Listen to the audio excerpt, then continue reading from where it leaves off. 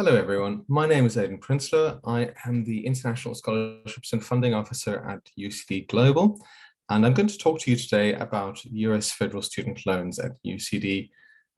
We're hoping that you can use this recording not just now, but multiple times through your degree. Please come back to it, as well as the handbook that we make available online and in our emails.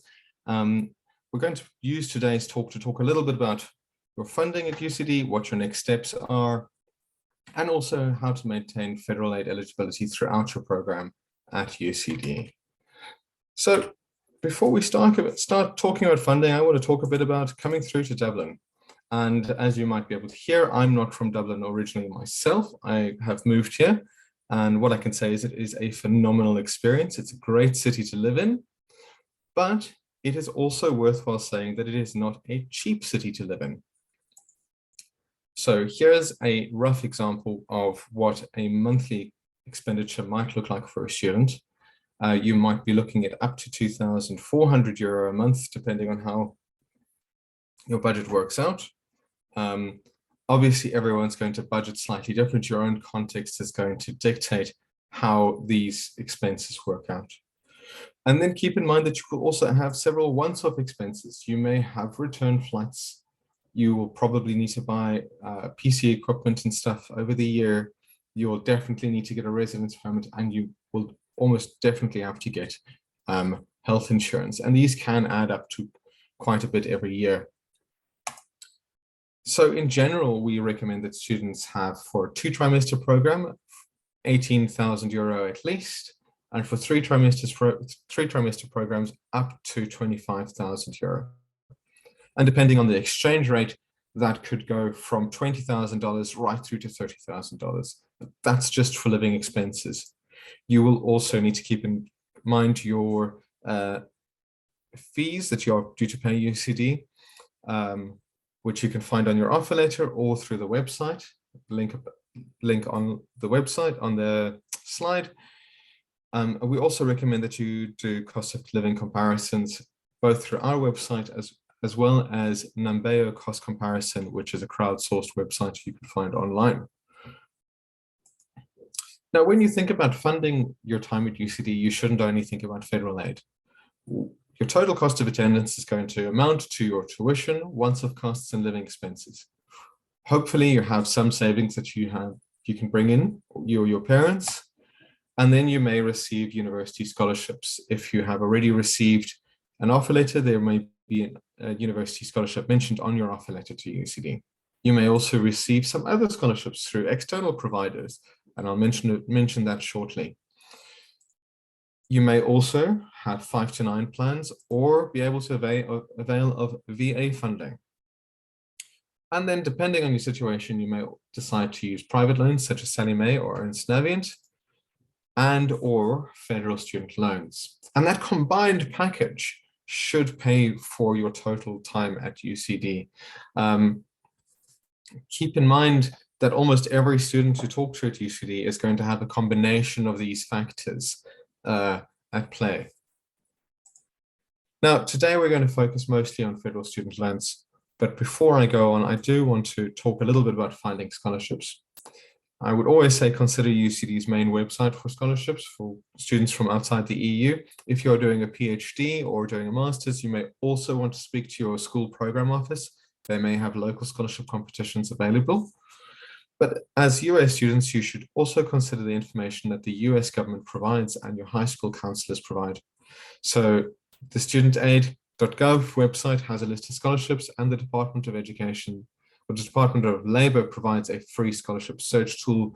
It's the first thing that comes up if you Google Department of Labor free scholarship search tool, so I recommend looking for it online. Today, as I said, we're going to focus on federal student aid. It's really worthwhile highlighting that participating at universities outside the US can avail of federal aid in the forms of subsidized loans, unsubsidized loans, and parent or graduate plus loans. I'll talk a bit more about what those mean as we go through today's talk. Unfortunately, we absolutely cannot, and this is a rule by the US government, we cannot give students access to Pell or Teach grants or any other kinds of grants that are normally contained within US federal aid packages. Now, let's talk about your life cycle as a student who will be borrowing federal student aid at UCD. Here you are, and you are thinking you'd like to come study in Ireland. Your very first thing is going to be complete the FAFSA with the US government, and then they will reach out to you and UCD with a student aid report. That student aid report is going to tell us, both you and us, how much you're eligible for, roughly, and any other factors need to be taken into consideration when we calculate your eligibility. I would strongly recommend that when your student aid report is available, please go read it through yourself. Make sure the information is correct. There may be corrections that are needed. And also check that you're aware of any warnings or notifications the government has placed on your student aid report. As I say, the US government gets in contact with UCD. This is also, the green lines will show you where the money goes. So the US government pays UCD and UCD will then pay you.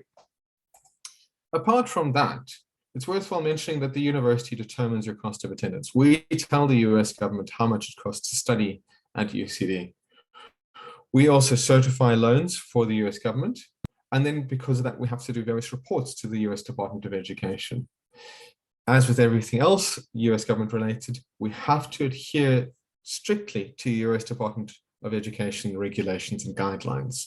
And we go through an annual audit. When you're done studying at UCD, you will also work with your loan servicer. Now, your loan servicer is an independent organization who will maintain the repayment of your loans when you're completed with your degree. Now, you may be asking, how much can I borrow? The very, very short answer is right up to the top of your cost of attendance with a few caveats, and we will always tell you what the caveats are when we send you your cost of attendance report. But very generally speaking, your cost of attendance comprises your tuition and other once-off program fees, plus your living costs for the academic year, including any other essential expenses for education in Dublin, minus any sponsorships, scholarships, and other financial aid. So essentially, you're borrowing to meet the gap between your sponsorships, your scholarships, and other financial aid, and your cost of attendance. Now, the important thing to say is that the COAs that we send students are not a recommended budget. They're not a recommended spend. What they are is a calculation based on certain factors that we have to keep equal across the board that show what the maximum is that you could possibly borrow to study at UCD. You are always advised to only borrow what you can comfortably repay and what best suits your budget. Now, you might have noticed something. Cost of attendance at UCD is given in euros. And when you do anything in Ireland, pay tuition, buy a meal in a restaurant, go to the grocery store, you're going to pay for things in euros. But your loans are from the US government and they're taken out in US dollars. In order to do this, we have a couple of different exchange rates that we work with. And we have to highlight the fact that certain things are always going to be done in US dollars, even though at the end of the day, you will have euros in your account. We have two different kinds of exchange rates that we use. These are firstly a hypothetical exchange rate that we use on your cost of attendance, your COA. This is purely for calculation purposes, and it is really based on what we think is the worst case exchange rate for the coming year, possible worst case exchange rate for the coming year. It really is to ensure that you may have enough to borrow if things go a little bit bad, but not so much that you get into too much debt. On the other hand, we also use a real exchange rate. So anytime the US government sends us money, anytime we or you need to send the US government money back, we use a real exchange rate that's advised by the banks. And that could change on a daily basis. It's difficult to advise what that will be for the year. Now, as you know, the timeline works as such. You will have already started doing your FAFSA and you may have already received your student aid report. As highlighted, you should check your student aid report when you get it to make sure that everything is in order. Then from March onwards, we start sending out your cost of attendance calculations.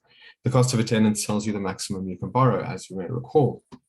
Once you get this, you should start working out what you would like to borrow for the year. And based on the amount that you want to borrow, you will then start signing your master promissory notes, complete entrance counseling, and complete annual loan acknowledgement before logging into SIS Web to complete the US financial aid application. The US financial aid application tells the university how much you would like to borrow and gives us the documents to go and certify your loans for you. We put in a deadline of the 31st of July, 2022, and that's to give us enough time to do all checks on all student accounts so that we are dispersing money in line with the US government regulations at the beginning of September. You are welcome to submit your paperwork after the 31st of July, but if you do, please be advised that your first disbursement may be delayed by a month or two. That is a month or two into the semester, possibly end of September, mid-October, or even the beginning of November.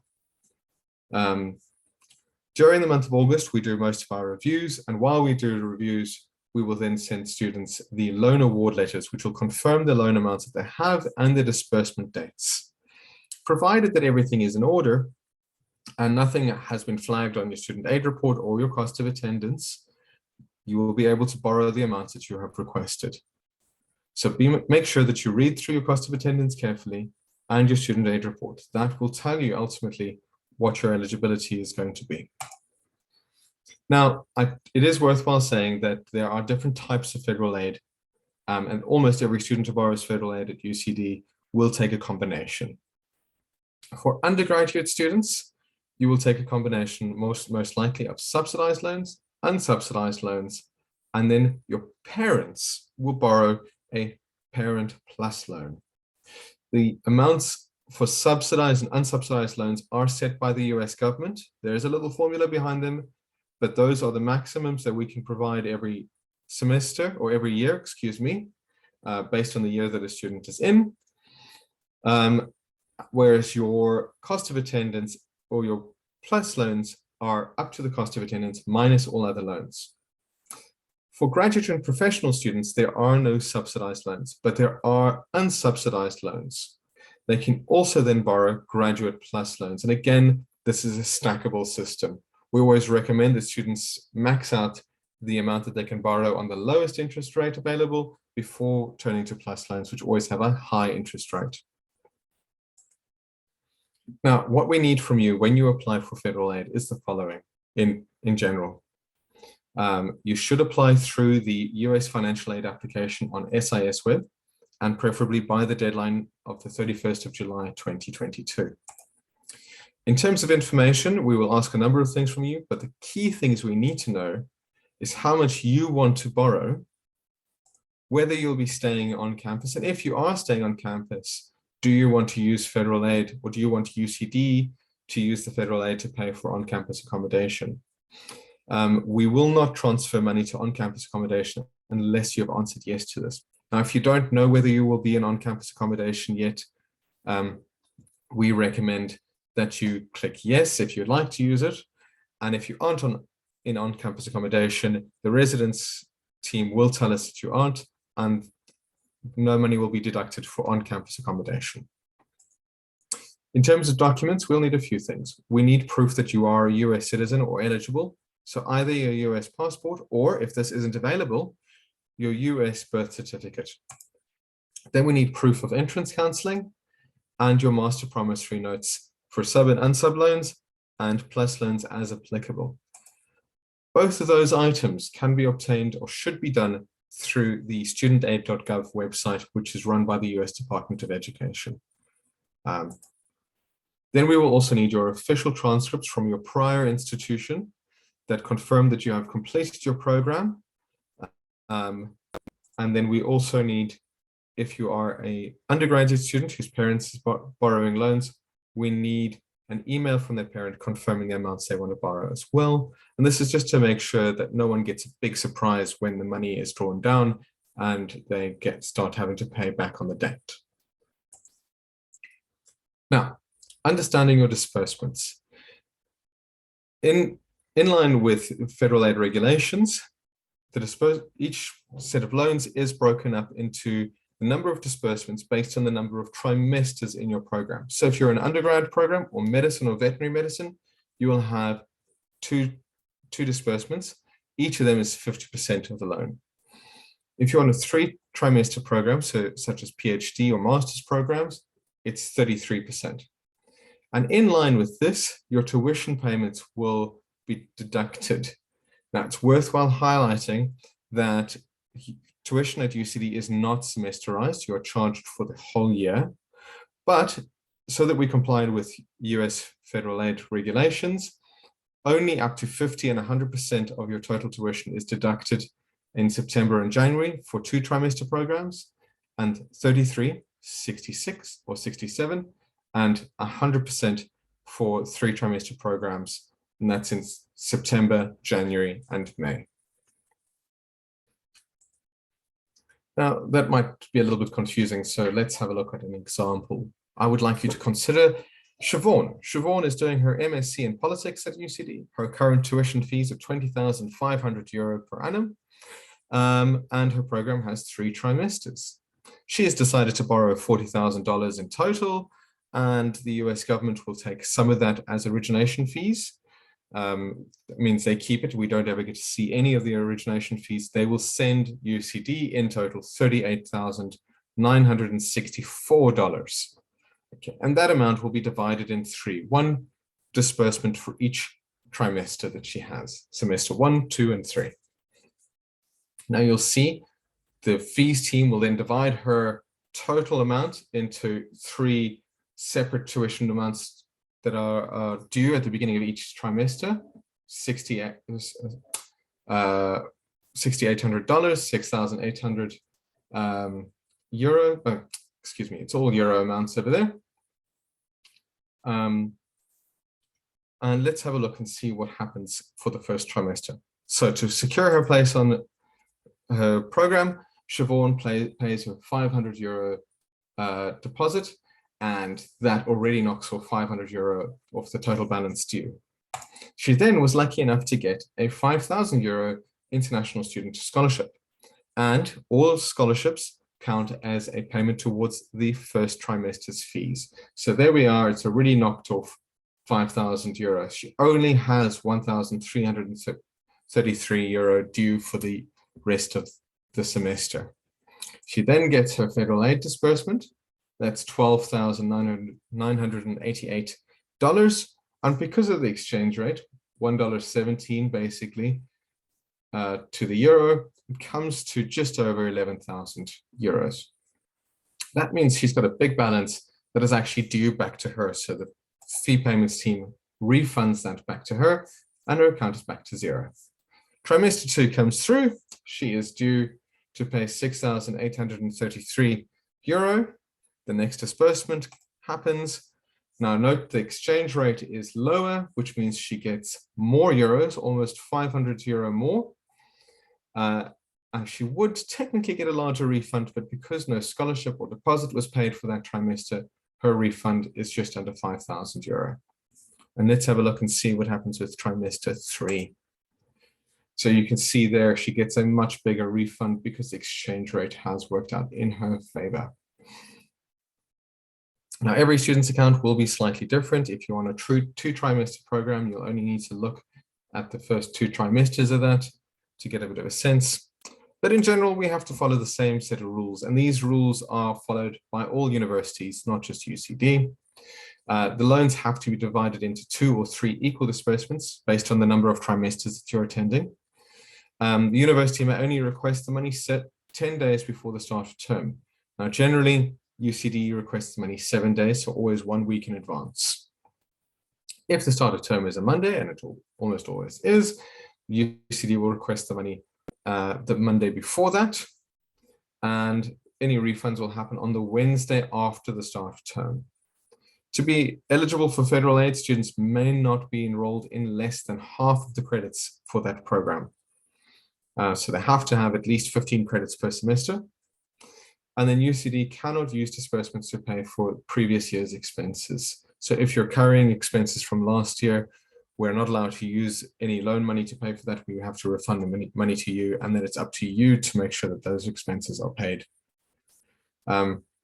Legally, the money has to come to UCD, and then legally we have to use that money to cover tuition fees first, then accommodation, and then whatever is remaining is refunded to the student for living expenses. There is a very simple pattern for every disbursement. 7 days before the award date, UCD requests the money from the US Treasury. 3 to 4 days after that, the US Treasury sends us the money, and on that same day, we get the exchange rate.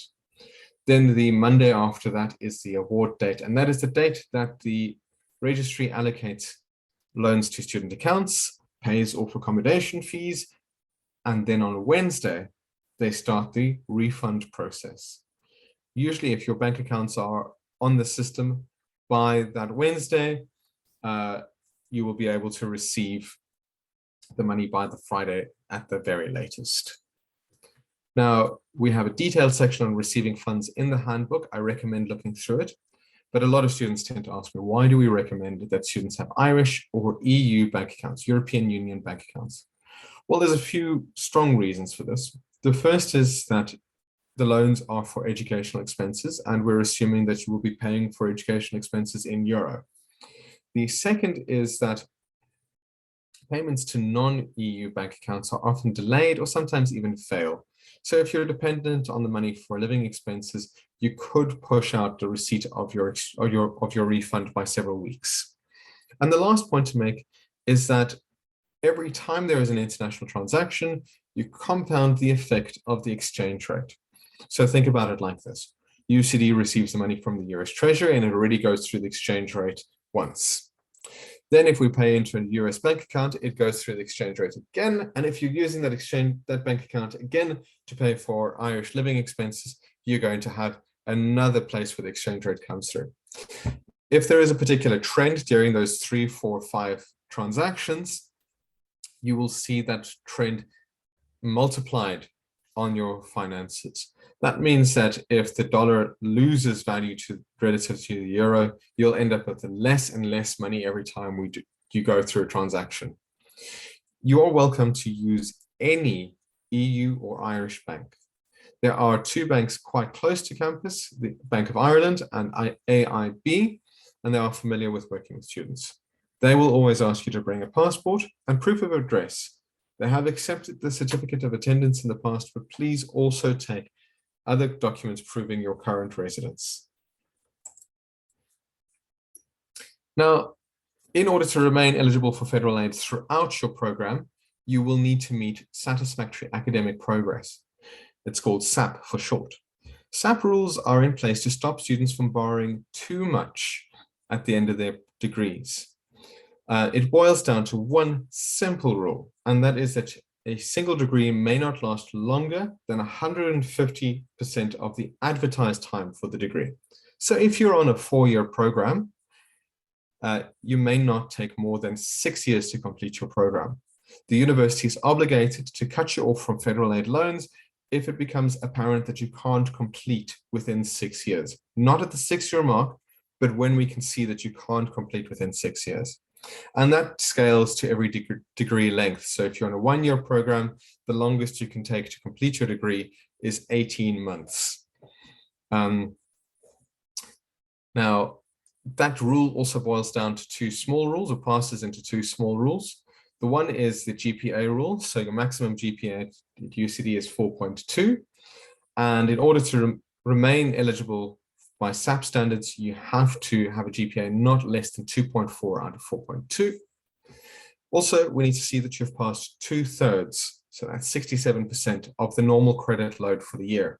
So if you're meant to take 60 credits for the year, you should pass at least 40. What happens if things don't go well? Well, the first time around, after the first semester, you'll receive a warning. And the warning will say, look, you failed to meet SAP. Please correct your results within 1 semester. If you don't correct your results within 1 semester, we then revoke your federal aid eligibility, and you'll be given 10 days to appeal. If your appeal is successful, you'll be given a viable academic plan, and you'll have to stick to that plan to remain eligible for federal aid for the rest of your degree. Keep in mind that SAP is a hard rule. If you fail to meet SAP and the appeal is not successful, federal aid regulations require that we cut you off at that point. So it's really crucial that you maintain a high level of academic standard while studying at UCD. This is how you maintain eligibility for federal aid. If you are ever worried, if you need to talk to someone about your program, you're welcome to either contact myself, but we also strongly recommend that you contact the student advisors in each of the colleges and schools. These student advisors will be able to help you proactively keep your grades high. So please do speak with them. The last thing I want to say is, in order to be eligible for federal aid for any semester or every semester, you have to be enrolled at least 50% of the standard credit load. That means that we really need you to let us know if you're taking a leave of absence, planning to withdraw, or are going to drop below 50% of the credit load. Please let us know as soon as possible, because that means that we can counsel you on how to do this in a way that doesn't negatively impact your loans. And it also means that we're able to take any advance actions that are required to minimize the financial burden on yourself. Now, I would like to thank you very much for listening to me talk for the last half hour. I appreciate your time doing this. If you need to contact me, please contact me at federalaid@ucd.ie. We also provide lots of information online, so please see our website. And please remember to visit the US government's website, which contains plenty of information, more than we can provide at this time. Thank you very much for your time and patience. Please be sure to revisit this video, and thank you.